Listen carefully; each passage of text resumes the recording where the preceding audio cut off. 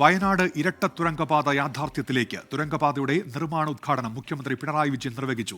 സർക്കാരിന്റെ വാഗ്ദാനം പാലിക്കപ്പെടുമെന്നതിന് ഉദാഹരണമാണ് തുരങ്കപാതയെന്ന് മുഖ്യമന്ത്രി പറഞ്ഞു. മലബാറിന്റെ വികസനത്തിന് നാഴികക്കല്ലായി മാറുന്നതാണ് Anakkampoyil Kalladi Meppadi തുരങ്കപാത.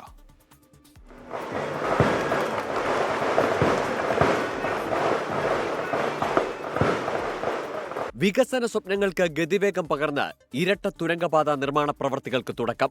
Anakkampoyil saint Mary's school ഗ്രൗണ്ടിൽ നടന്ന ചടങ്ങിൽ മുഖ്യമന്ത്രി പിണറായി വിജയൻ സ്വപ്ന പദ്ധതിക്ക് തറക്കല്ലിട്ടു. വികസന പദ്ധതികൾക്ക് തുരങ്കം വെക്കാൻ ശ്രമമുണ്ടായെന്ന് മുഖ്യമന്ത്രി. വയനാട് ജനതയുടെ ദീർഘകാല സ്വപ്നത്തിന്റെ സാഫല്യം കൂടിയായി ഇത് മാറുകയാണ്. വ്യാപാര, വാണിജ്യ, ടൂറിസം മേഖലകൾക്ക് ഈ പദ്ധതി പുതിയ കുതിപ്പ് നൽകും. വയനാട്, കോഴിക്കോട് ജില്ലകളെ ബന്ധിപ്പിച്ച് ആനക്കാംപൊയിലിൽ നിന്ന് കള്ളാടി വഴി മേപ്പാടിയിലേക്കാണ് തുരങ്കപാത.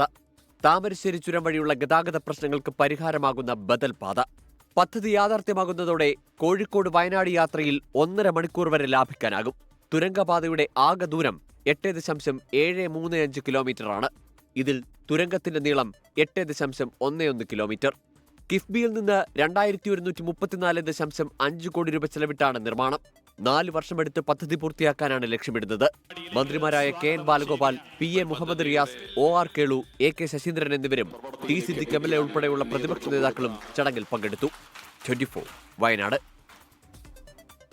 ലോകത്തെവിടെയായാലും ഏത് സമയത്തും 24 വാർത്തകളും ഓഗ്മെന്റഡ് റിയാലിറ്റി പാക്കേജുകളും എക്സ്പ്ലെയിനറുകളും വിശദമായി കാണാൻ ഞങ്ങളുടെ YouTube ചാനൽ നിങ്ങൾക്ക് സബ്സ്ക്രൈബ് ചെയ്യാം.